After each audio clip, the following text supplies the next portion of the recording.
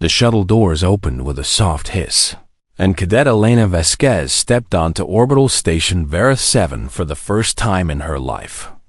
She had dreamed of this moment since she was a child, watching the stars from her family's small farm in Argentina. And now here she was, the first human ever admitted to the Galactic Military Academy, the most prestigious training institution in the entire compact of civilized species. The station was massive beyond anything she had imagined, with corridors that stretched for kilometers and ceilings so high the clouds actually formed near the top of the main atrium. It was a city floating in space, home to thousands of cadets from dozens of alien species, and Elena felt very small as she walked through the crowds with her single bag of belongings over her shoulder. Aliens of every shape and size moved around her, and most of them stopped to stare at the strange new creature in their midst.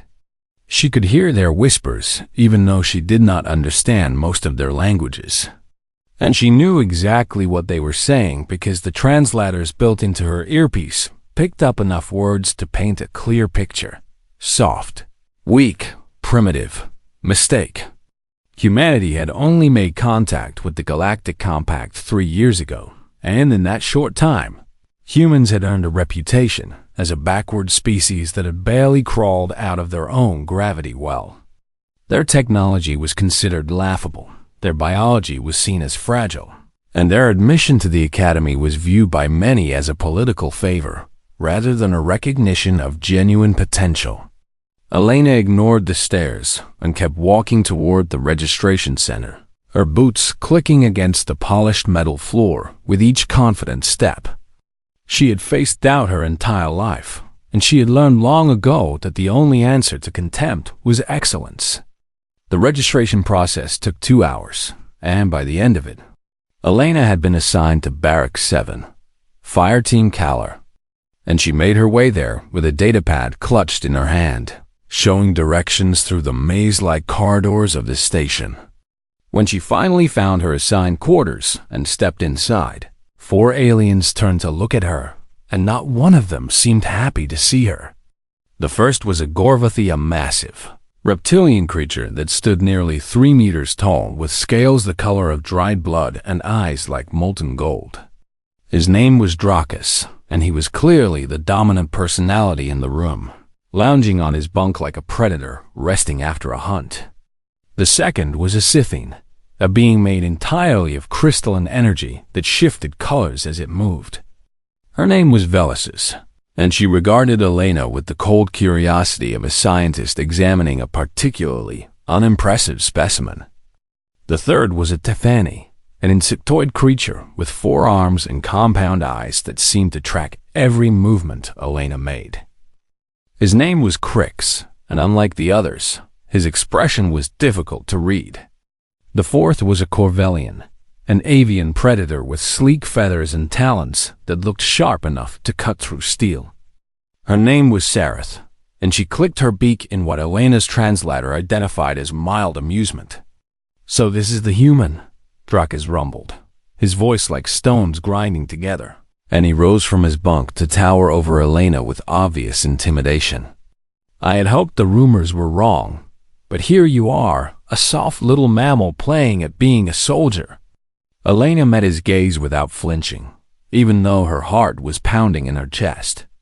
She had trained for this moment, prepared herself mentally for the hostility she would face, and she refused to show any weakness. "Cadet Elena Vasquez," she said simply, "reporting for duty." Dracus laughed, and it was not a kind sound. "Duty," he repeated mockingly. "And what duty could a species like yours possibly perform? You have no claws, no scales, no natural weapons of any kind. Your people are prey animals who somehow learned to build ships." The other aliens watched the exchange with varying degrees of interest, and Elena noticed that Crix had tilted his head slightly, as if reconsidering his initial assessment. "I am here to train and to serve," Elena replied calmly. "The same as all of you."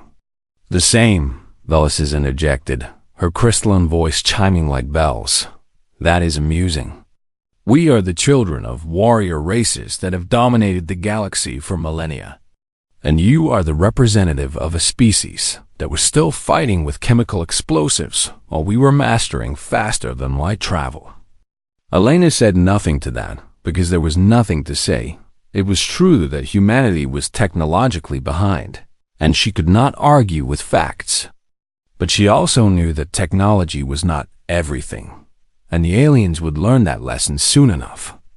The conversation was interrupted by an announcement that crackled through the barracks speakers, calling all first-year cadets to the main assembly hall for equipment distribution. And the 5 members of Fire Team Caller made their way there together. Though, together was a generous word for the way Elena walked several steps behind the others. The assembly hall was enormous, filled with hundreds of cadets standing in neat rows while instructors moved among them distributing weapons and gear. Elena watched as her teammates received their equipment, a massive plasma lance for Drakas that hummed with deadly energy, a sleek disruptor rifle for Veluses that seemed to bend light around its barrel, a precision graviton repeater for Crix with multiple targeting systems, and a rapid-fire pulse cannon for Sareth that matched her quick reflexes.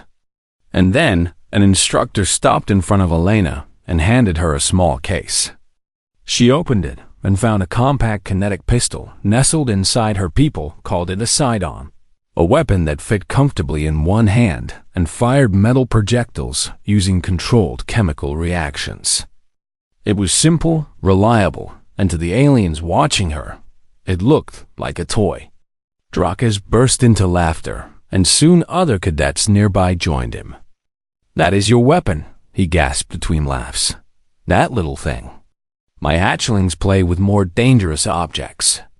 Elena examined the pistol carefully, checking its weight and balance, testing the trigger pull, and running her fingers along the familiar contours of human engineering. She had trained with weapons like this since she was 12 years old, and she knew exactly what it could do. "It will serve," she said quietly. Drakas shook his massive head in disbelief. "The Crucible range assessment is in 3 days. Every fire team will be tested and ranked based on weapons proficiency. I suggest you practice with your little toy, because when you fail and drag our team ranking down, I will personally request your removal from this academy." Elena holstered her pistol and met the Gorvathi's eyes one final time. 3 days, she repeated, and something in her voice made Drakas' laughter falter for just a moment, though he quickly recovered and turned away with a dismissive snort. 3 days, Elena thought to herself as she followed her team back to the barracks. 3 days until she could show them what humanity was really made of. The 3 days before the Crucible range assessment were the longest of Elena's life. And not because she was nervous about the test. She had trained for combat evaluations since joining Earth's military academy at 18, and she knew her skills were solid. No, the days were long because the mockery never stopped. Every meal in the mess hall became an exercise in endurance as cadets from other fire teams stopped by her table to examine the primitive and her primitive weapon. Some asked questions that seemed almost scientific, poking at her soft skin and marveling at the lack of natural armor, while others were simply cruel, making jokes about how quickly she would die in real combat. Drakas was the worst of her own teammates, and he made sure everyone in the barracks knew his opinion of the human assigned to his fire team. "We were on track to be the top-ranked first-year team," he complained loudly one evening while Elena pretended to sleep. "And now we have to carry this creature who cannot even defend herself without that ridiculous little noisemaker." Veluses agreed with cold logic, her crystalline form pulsing with soft blue light as she spoke. "The mathematics are simple. Her weapon's effective range is less than a quarter of ours, which means her maximum possible score will drag down our team average by at least 15%. Sareth clicked her beak in agreement. "Perhaps she will have the wisdom to withdraw before the assessment. It would spare her the humiliation and spare us the burden." Only Crix remained silent during these conversations. his compound eyes watching Elena with an expression she could not quite read. The Tiffany seemed more curious than hostile, but he never spoke up in her defense either. The day before the assessment, all first-year cadets gathered in a briefing room to hear the rules explained by instructor Voreth, an ancient Corvellian warrior whose feathers had turned gray with age and whose body bore the scars of countless battles. He had served in 3 major galactic conflicts and was considered one of the finest combat instructors in the compact. The Crucible Range Assessment tests 3 elements of weapons proficiency, Voreth announced in a voice like grinding gravel: accuracy, stopping power, and rate of engagement. Targets will appear at increasing distances starting from 50 meters, and the scoring system will calculate your effectiveness based on hits, damage dealt, and time elapsed. Your score will determine your class ranking for the entire first year. A Gorvathi cadet from another team raised his massive hand. Instructor, what is the maximum range for the assessment? The system will continue pushing targets outward until you can no longer effectively engage them, Voreth replied. The current record for a first-year cadet is 840 meters, set by a Scythian with a modified disruptor rifle 12 years ago. Murmurs of impressed approval rippled through the room, and Elena saw Velas's straighten with obvious pride. The Scythian clearly intended to break that record. Drakas turned to look at Elena with a smirk that showed all of his sharp teeth. And what is the effective range of the human's weapon, instructor? Voreth consulted his datapad. According to the specifications filed with the Academy Armory, the human kinetic pistol has a maximum effective range of approximately 50 meters. Laughter erupted throughout the briefing room, and Elena felt hundreds of alien eyes turn toward her with amusement and pity. Drakas looked like he had just won a great victory. 50 meters, someone shouted from the back of the room. My throwing arm has better range than that. Elena sat perfectly still and let the laughter wash over her like water over stone. She had learned this technique from her grandmother, who had survived 3 wars and always said that the loudest enemy was usually the most afraid. After the briefing ended, Elena walked alone to the observation deck on the outer ring of the station, where massive windows offered a view of the stars that stretched into infinity. She needed a moment of peace before the chaos of tomorrow. She was surprised when Crix appeared beside her, his forearms folded across his thorax in what she had learned was a Tetheni gesture of respectful greeting. May I ask you something, human? He said, and his voice was softer than the others, more thoughtful. Elena nodded. Of course. Your weapon, it uses chemical reactions to propel metal at high speeds. Yes. I have read about such technology in historical texts, but I have never seen one function in person. That is correct, Elena replied. We call it a firearm. The basic principle has been used by my people for over 1,000 years. Crix made a clicking sound that her translator identified as fascination. 1,000 years using the same basic technology. Your people must have refined it extensively. Elena allowed herself a small smile. You could say that. The others do not understand, Crix continued, his compound eyes reflecting the starlight. They see old technology and assume it is inferior. But I have studied military history, and I know that simplicity can be a strength. A weapon that has been used for 1,000 years has had 1,000 years of problems solved and weaknesses eliminated. Elena turned to look at the Tetheni with new respect. You are smarter than your teammates, Crix. I am simply more curious, he replied, and I have learned that curiosity is often more valuable than certainty. I look forward to seeing what your weapon can do tomorrow. He left without another word, and Elena returned her gaze to the stars, feeling slightly better about the challenge ahead. That night, while her teammates slept, Elena sat on her bunk and performed the ritual she had learned from her father, who had learned it from his father, who had served in wars that the aliens could not even imagine. She field-stripped her pistol completely. laying out every component on a clean cloth, examining each piece for wear or damage, cleaning and oiling the mechanisms with practiced precision, and then reassembling the weapon with movements so smooth they looked like a dance. She did this 3 times, and by the end, she could have done it blindfolded. Drakas woke briefly and watched her with confusion. "What are you doing with that toy?" he grumbled sleepily. "Preparing," Elena replied simply. "Preparing for failure," he snorted, and then rolled over and went back to sleep.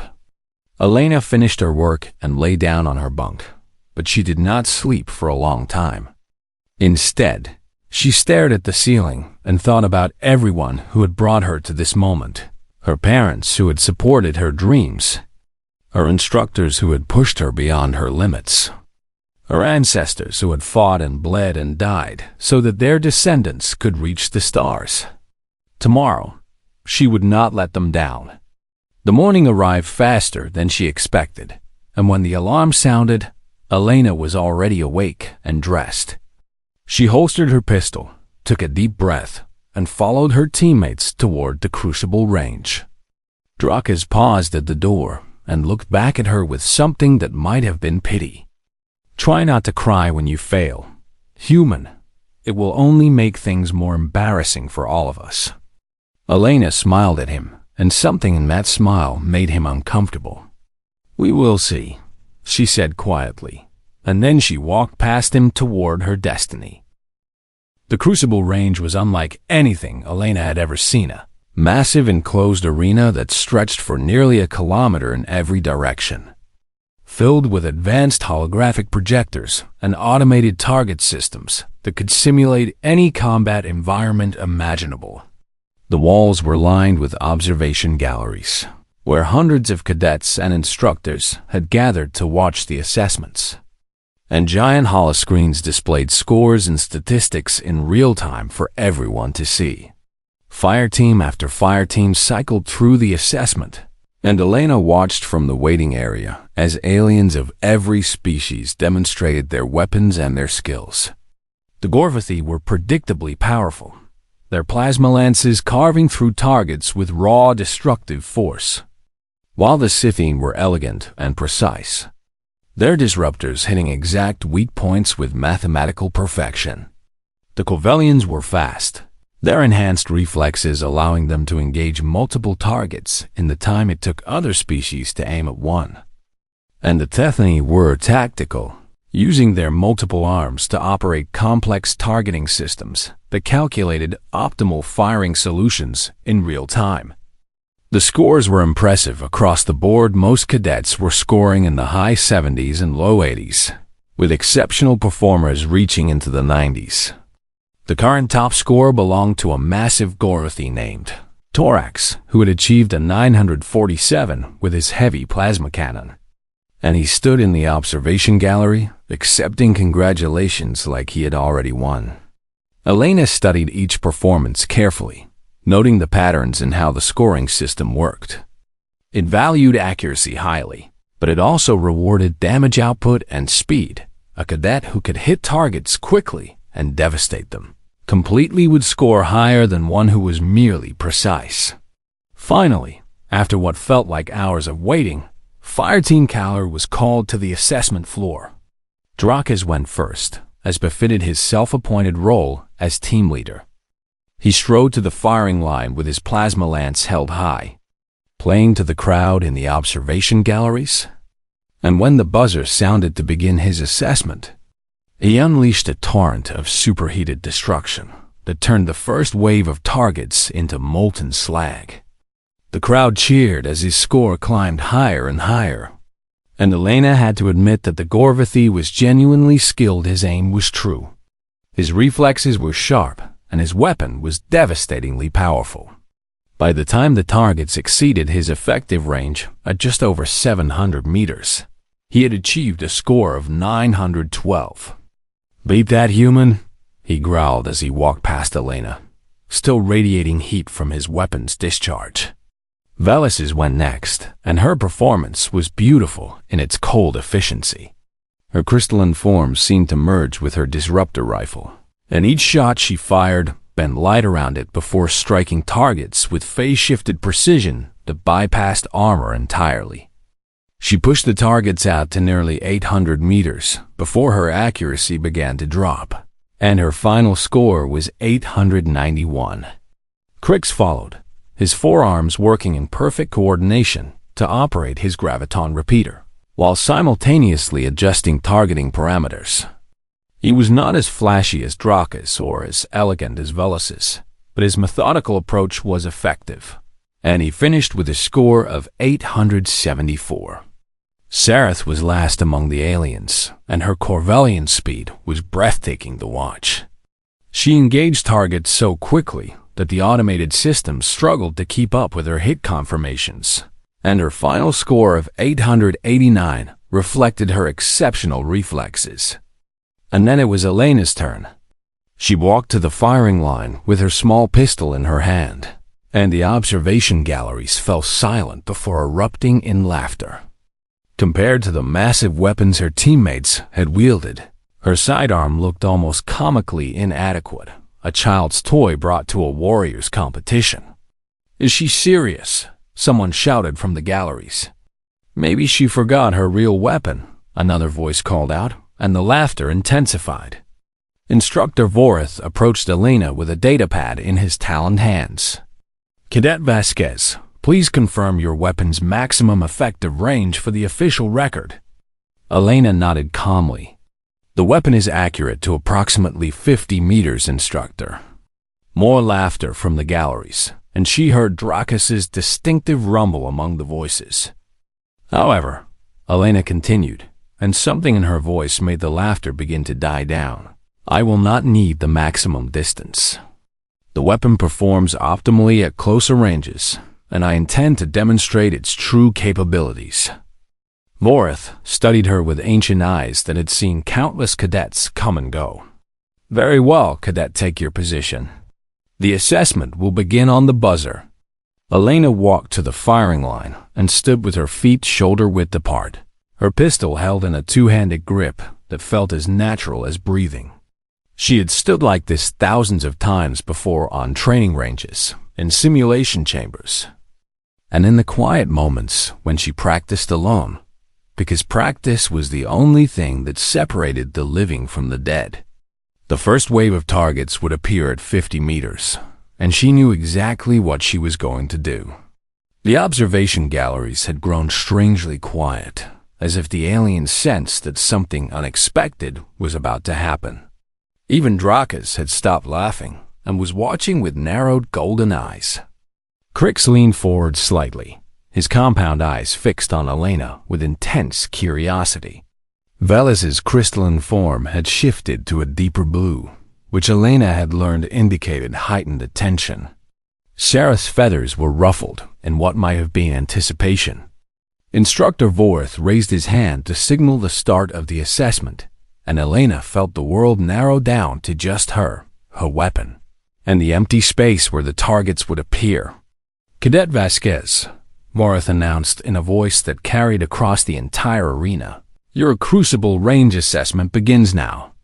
The buzzer sounded, harsh and loud, and the first targets materialized at 50 meters, 5 humanoid shapes made of reinforced alloy designed to simulate armored combatants.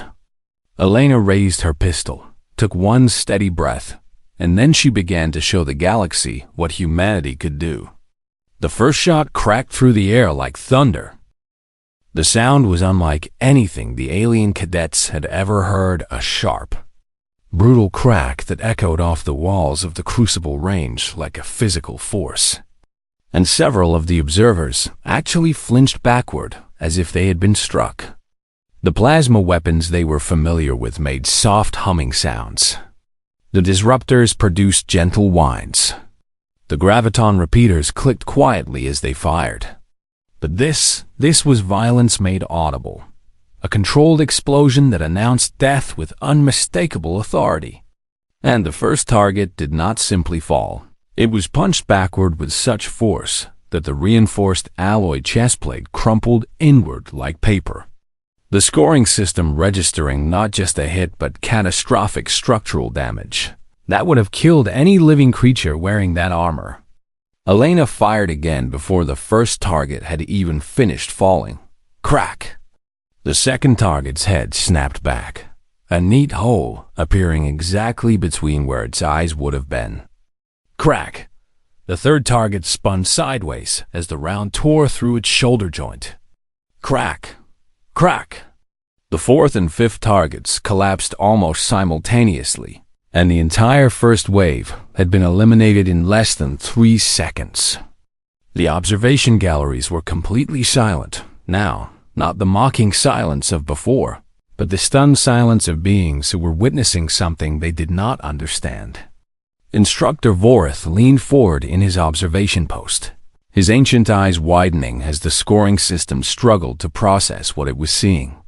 The human's accuracy at 50 meters was not exceptional by compact standards, but her rate of fire was nearly triple that of the highest scoring cadet, and each hit carried kinetic energy that the system had not been calibrated to measure. The automated range adjusted, sending the next wave of targets to 75 meters, and Elena shifted her stance slightly to compensate for the increased distance. Crack! Crack! Crack! Crack! Crack! 5 more targets down in 4 seconds, and the crowd began to murmur with something that sounded almost like fear. Drakus stood frozen at the edge of the arena, his golden eyes fixed on the human he had dismissed as weak and primitive. His plasma lance could atomize targets with a single shot, but it required nearly 2 seconds to charge between each blast. In the time it took him to fire twice, she had fired 10 times. The targets moved to 100 meters, and Elena's accuracy began to drop slightly. She missed 1 shot out of every 5 at this range, but it did not matter because she simply fired more. Where Drakus had achieved 6 hits per minute at maximum range, she was achieving 15 hits per minute with ammunition to spare. Crack! Crack! Crack! Crack! Crack! Crack! The sound was relentless, a drumbeat of destruction that filled the arena with rolling thunder, and Elena's face was calm and focused as she worked through target after target with mechanical precision. Velus's crystalline form had shifted to pure white, the Scythian equivalent of shock, and she turned to Crix with an expression of disbelief. "How is this possible?" she whispered. "That weapon should not be capable of this." Crix's compound eyes never left Elena. "We assumed that primitive meant inferior," he replied quietly. "But her people have been refining this technology for 1,000 years. Every weakness has been eliminated, every strength maximized. We are watching a weapon that has been perfected through generations of constant warfare." The targets pushed to 125 meters, and Elena was missing more often. Now perhaps 3 shots out of every 5 went wide, but the ones that connected still carried devastating force, and her reload speed was astonishing. She ejected the empty magazine from her pistol and slammed a fresh one home in a single fluid motion that took less than 1 second. And then she was firing again before the observers could even register what had happened. Crack! Crack! Crack! Crack! At 150 meters, she was operating at the very edge of her weapon's capability. And most of her shots were going wide, but the volume of fire meant that enough rounds were still connecting to keep her score climbing.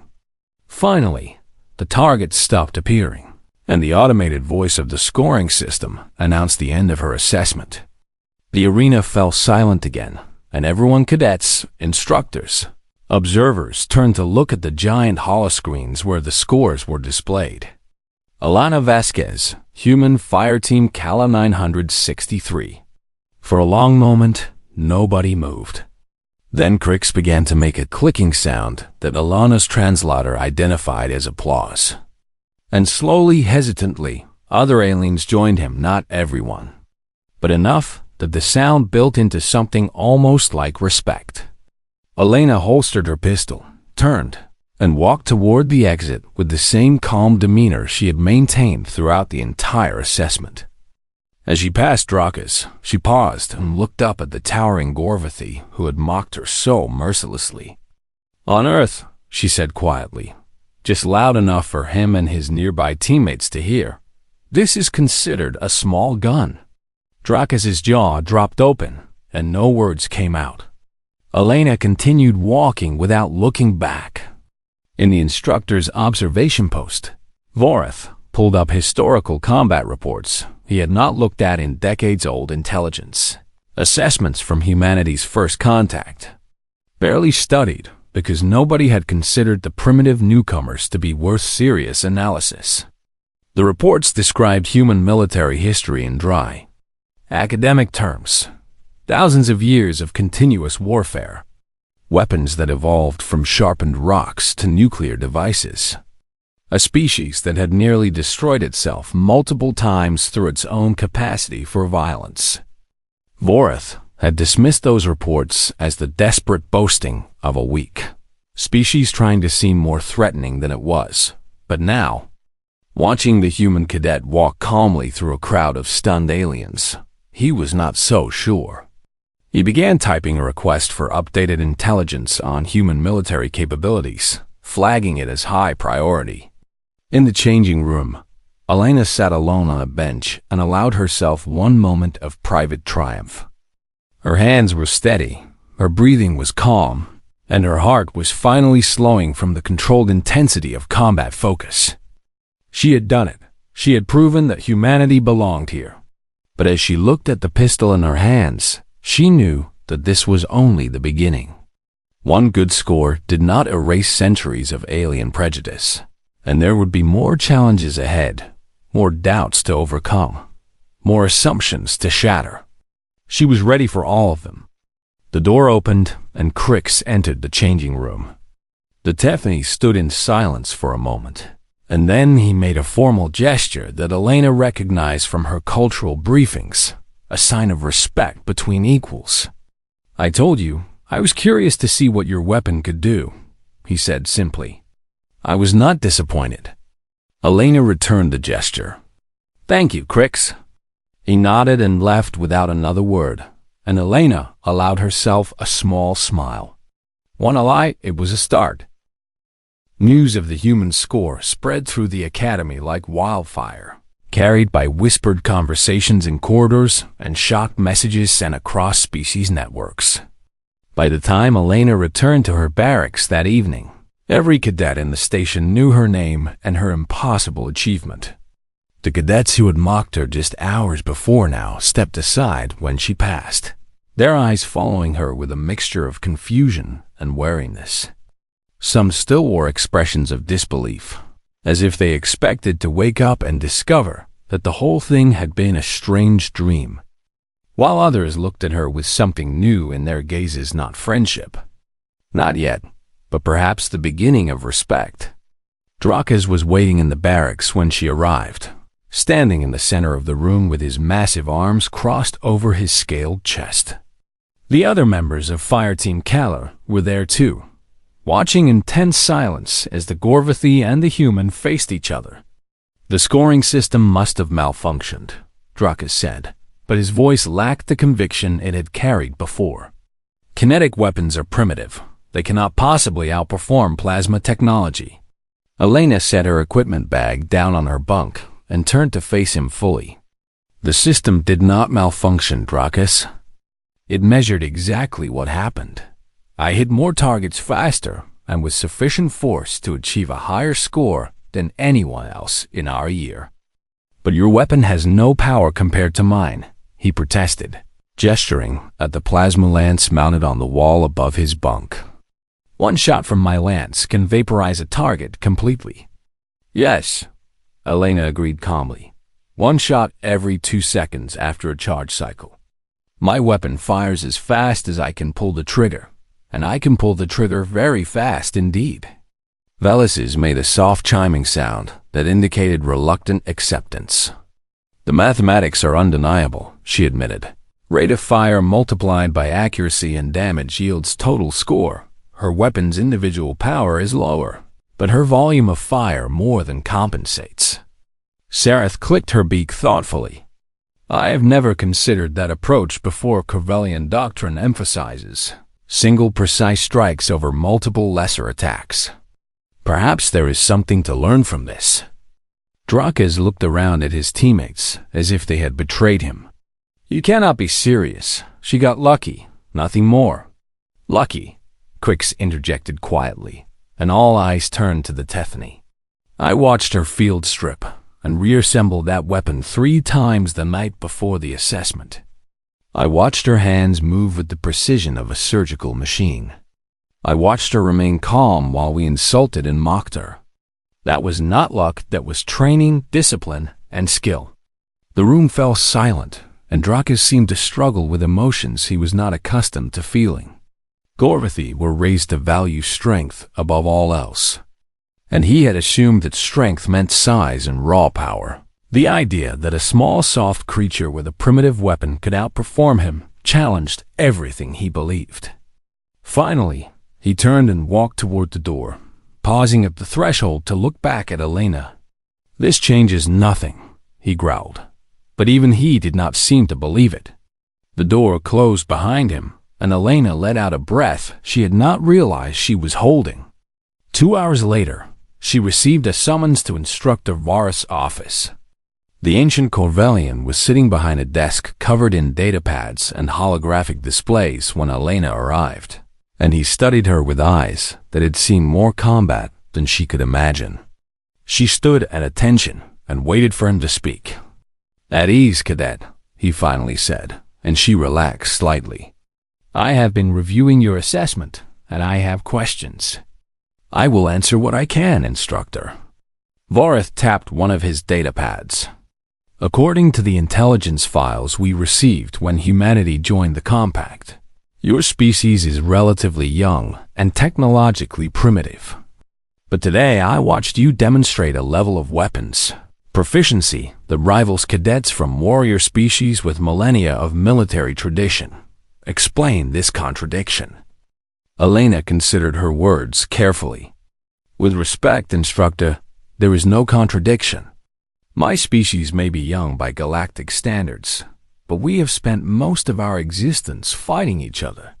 Fighting each other, Varus repeated, his feathers ruffling with something that might have been surprise. Yes, Instructor. Humans have been at war somewhere on our planet for as long as we have kept records. We developed weapons not to hunt prey animals, but to kill other humans. And the humans who survived were the ones who became better at killing before they were killed. Varus leaned back in his chair and stared at her with new understanding. Your species weaponized yourselves. In a manner of speaking, Elena agreed. We had no claws or fangs, no natural armor or venom, so we made tools that gave us those things, and then we kept making them better, generation after generation, because the alternative was extinction. The old warrior was silent for a long moment. The Gamma Compact is a minimal threat based on your technological limitations. I am beginning to think that assessment was optimistic. Elena said nothing, but she felt a quiet satisfaction at his words. Dismissed, Cadet, Varus said finally. Continue to perform at this level, and you will have a successful career in the Compact military. Elena saluted and turned to leave, but Varus' voice stopped her at the door. One more thing. What is the largest weapon your species has developed using this kinetic technology? Elena thought about the artillery pieces, the naval guns, the weapons that could send projectiles across mountain ranges. Considerably larger than my pistol, Instructor. She left him sitting in troubled silence. That night, Elena returned to the observation deck where she had spoken with Crix before the assessment. The stars still stretched into infinity beyond the windows, but somehow they seemed less daunting, now less like a reminder of how small humanity was, and more like a promise of how far they could go. She was not surprised when Drakes appeared beside her. The Gorvathy moved quietly for such a large creature.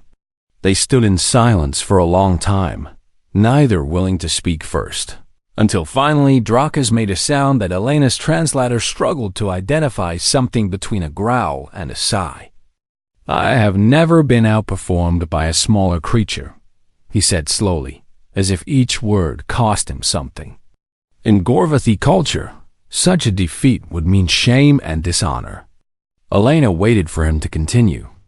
"But I have also been taught that a true warrior recognizes strength wherever it appears," he continued, and his golden eyes finally met hers. "I underestimated you, human. I assumed that size and power were all that mattered, and you proved me wrong. You would have made a worthy enemy." He paused, and something shifted in his expression, a crack in the armor of pride he wore so constantly. "Perhaps you will make a worthy ally." Elena understood what the words had cost him, and she accepted the peace offering with a simple nod. "I would be honored to fight alongside you, Drakas."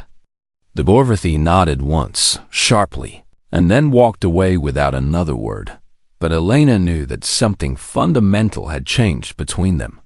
She returned her gaze to the stars and allowed herself a genuine smile. Her grandmother had been right. The loudest enemy was usually the most afraid, and fear could be transformed into respect with enough patience and enough proof.